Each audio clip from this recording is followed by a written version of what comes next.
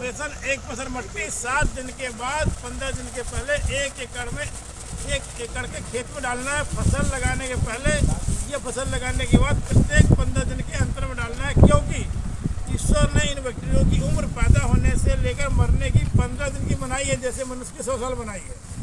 जब इसका हम अपने खेत में उपयोग करेंगे तो हमारे खेत में जो केंचुआ है उनको ये बैक्टीरिया भोजन के रूप में प्राप्त होंगे। भोजन के रूप में प्राप्त करने के पश्चात वह केंचुआ 180 फुट आहार नली से इलेक्ट्रोथेरेपी से चार्ज करते हुए केंचुआ खाद के रूप में जो निकालेगा वह हमारे पौधे का भोजन होगा, जिसमें 18 प्रकार के मिनरल होंगे, खनिज होंगे और हमारा जमीन फूला होगा, भोजन मिलेगा, हमारा पौधा बड़ा होगा और हमको बिना रासायनिक खाद के मजबूत पौधे से मजबूत अनाज मिलेगा, जो बाजार में ज़्यादा रेट में बिक्री होने से हमारे किसानों को ज़्यादा फायदा होगा।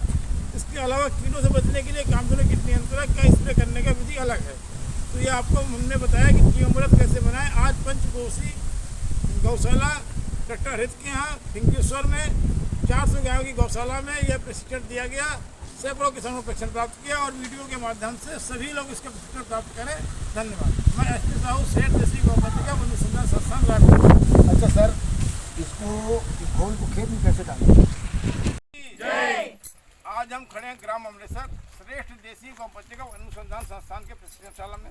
हमारे यहाँ 12 तारीख से 19 तारीख तक गौ आधारित कृषि एवं गोबर गौमूत्र से उत्पाद बनाने के लिए प्रेमलता दीदी प्रशिक्षण देने हमारे पधारे हुए हैं और पूरे छत्तीसगढ़ के महिला और पुरुष किसान हुए हमें देख रहे हैं कि ये आप देख रहे हैं 3000 लीटर का ये गोबर का टैंक है।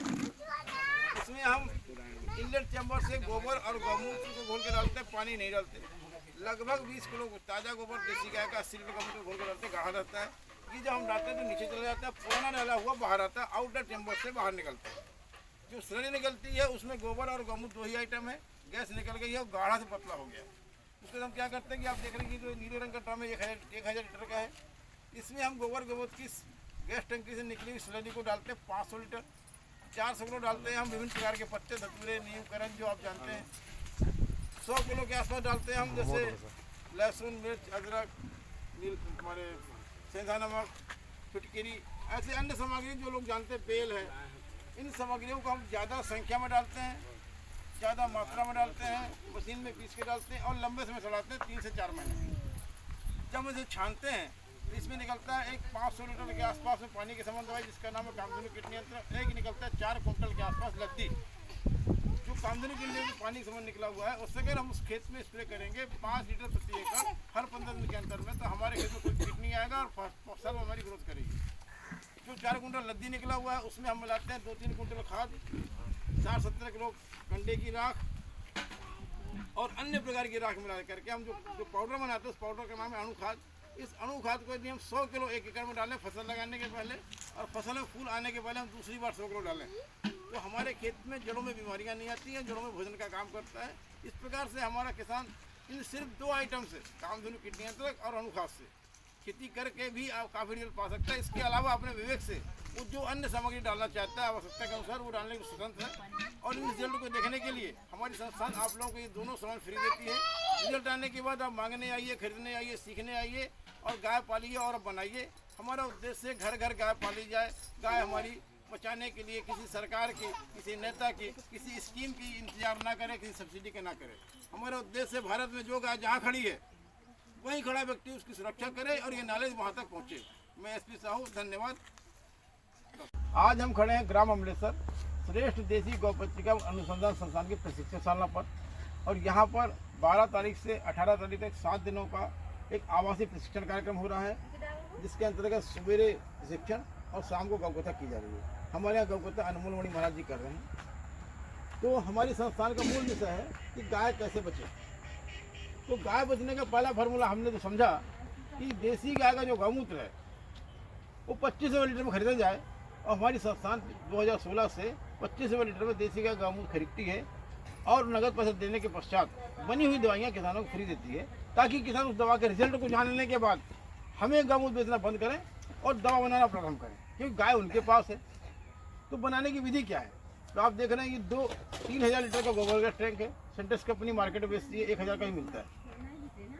हम इस इनलेट चैम्बर से 80 लीटर गौमूत्र में 20 किलो गोबर या 15 किलो गोबर को घोलते हैं, घोल के इसमें डालते हैं। डालेंगे तो नीचे जाता है और पुराना डाला हुआ आउटलेट से बाहर निकलता है। आप देख रहे हैं ये आउटलेट चैम्बर है, आउटलेट, और यहाँ से गैस निकल जाती है। इस गैस से किसान हमारा खाना बनाता है। इससे निकलती है जो आउटलेट से, इसमें गोबर और गौमूत्र होता है, गैस बाहर निकल जाती है, सारे एलिमेंट होते हैं।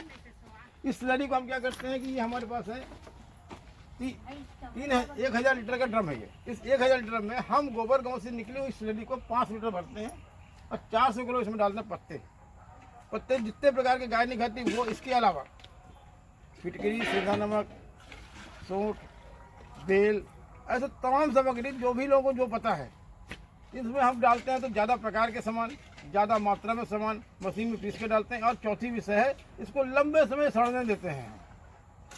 तो लगभग 3 महीने के पश्चात जब इसको छानते हैं तो एक निकलता है पानी के समान दवा, जिसमें सभी का रस गोबर गमूत्र होता है, जिसका नाम है कामधेनु कीट नियंत्रक। उसे हम खेतों में स्प्रे करते हैं। और जो लद्दी निकलती है उस लद्दी को हम क्या करते हैं कि जैसे हमारे पास वर्मी कंपोस्ट है या सामान्य गोबर खाद है या मट्टी है, उसमें हम इस लद्दी को मिलाते हैं और लद्दी में मिलाते हैं राख। तो राख, लद्दी और खाद, इन सब का मिक्स बनाते हैं। मिक्स बनाने का नाम है अणु खाद। ये जो अणु खाद है, इसमें इन सामग्री को मिलाने का जो अनुपात है वो आपके विवेक पर है और सामान की उपलब्धता पर है, खेत की क्षेत्रफल पर निर्भर करता है। सामान्यतया 200 किलो खाद में 50 किलो लद्दी, 25 किलो राख मिलानी है। ये फार्मूला है, लेकिन कम ज़्यादा आपके पास उपलब्धता पर है। राख की विशेषता क्या है कि राख हो चाहे भट्टी की हो, चाहे होटल की हो, घर की हो, चाहे चूल्हे की हो, लेकिन सबसे बढ़िया राख कौन सी होती है? अग्निहोत्र भस्म।